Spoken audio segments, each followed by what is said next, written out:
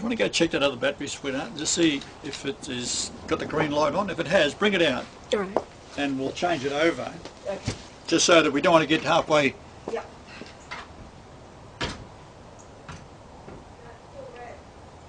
Oh, we'll leave it on then. This one will do for now.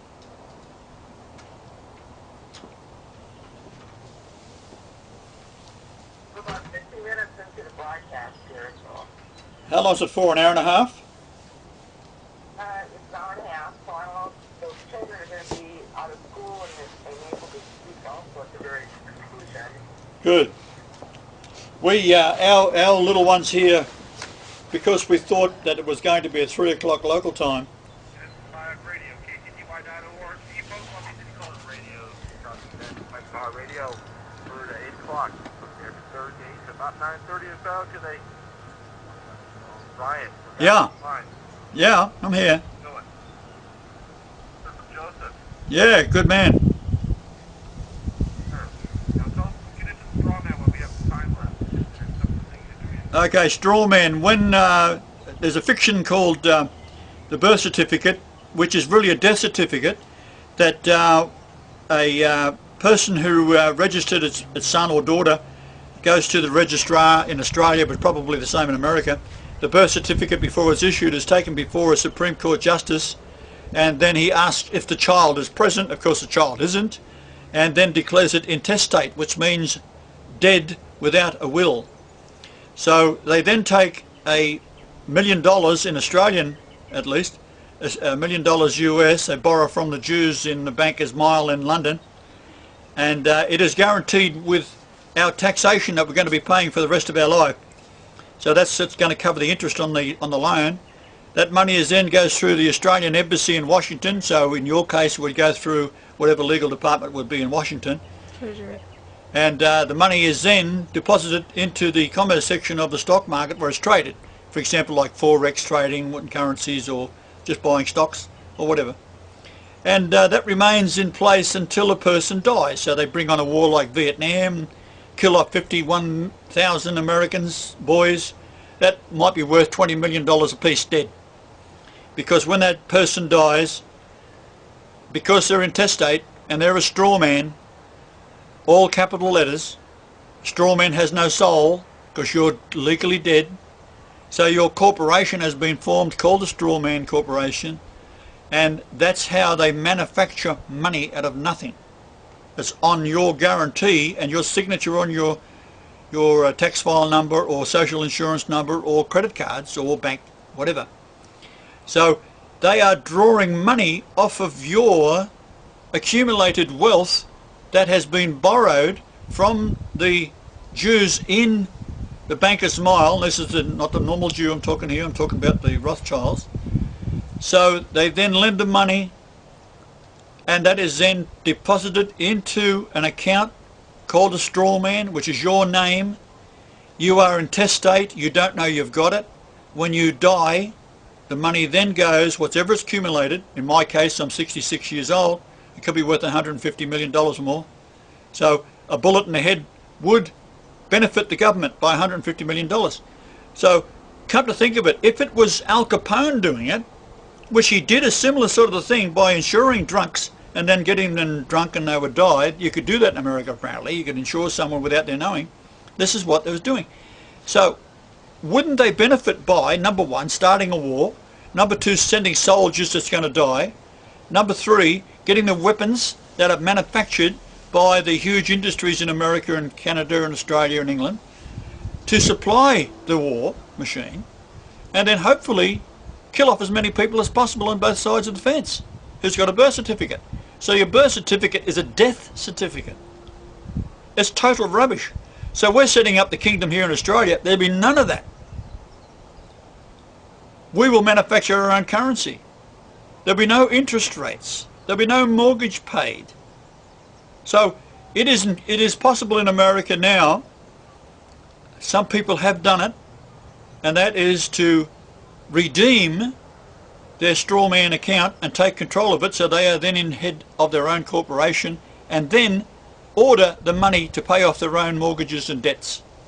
That's the situation in America, It was started, I suppose, around 1933, but go back to 1913 when the Federal Reserve Bank of America was taken over by the oligarchies ranging from the Jews right through to the American financiers.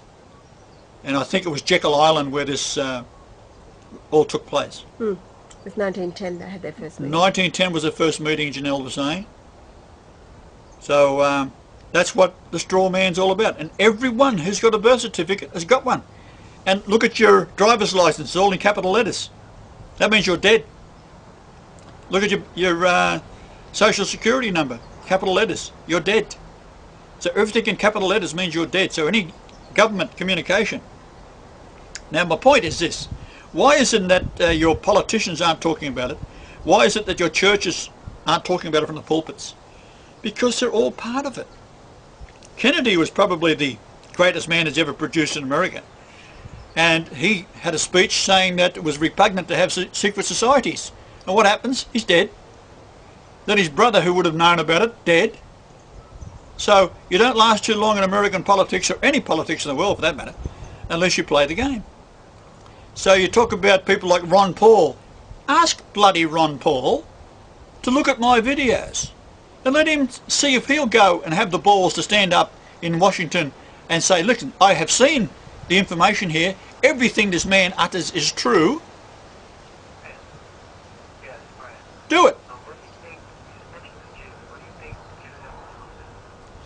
Well, there's the good Jews and the bad Jews. The good Jews are the people that are being persecuted by the world. The bad Jews are the Khazars that are above them. These are ones out of Russia. But there's a lot of Jews come out of Russia. They were never Jews in the first place. Jews is a word that's been concocted. It comes out of the Bible. In actual fact, it's from the word Judah. Judah is a tribe, and they are Irish, Scottish and English. They are of the English-speaking world. All of your countries in Europe are of the tribes of Israel. Yet all churches will tell the pulpit, from the pulpit, that everybody is a Gentile. So who's bullshitting who here? This is how deep it flows.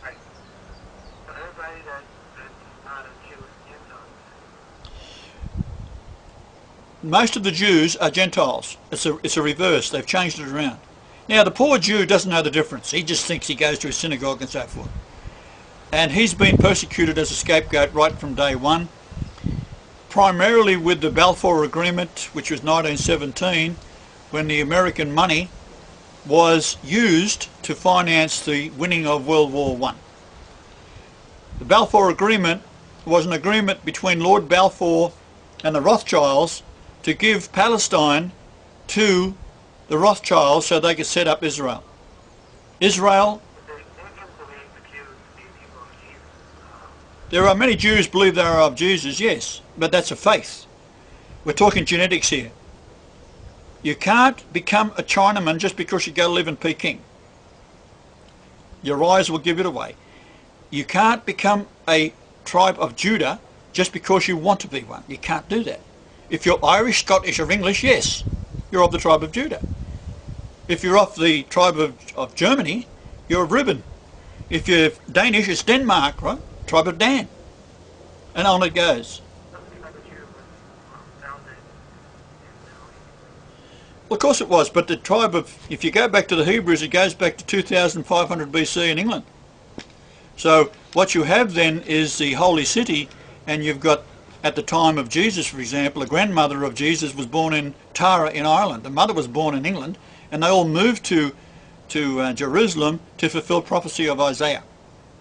That's why the Bethlehem prophecy had to come about, because the city of David, the house of bread, was where the prophecies had to be fulfilled. And this is still happening today. It's the Bethlehem today is Australia, because the word Bethlehem in Hebrew is Ephraim. So Ephraim is Australia. Manasseh is America. Joseph is England. And it's very, very complex how they've done it, because there's truth in it mixed with lies. And naturally, you've got to sort it out. So the very best thing you can do with your Bible is park it, don't read it,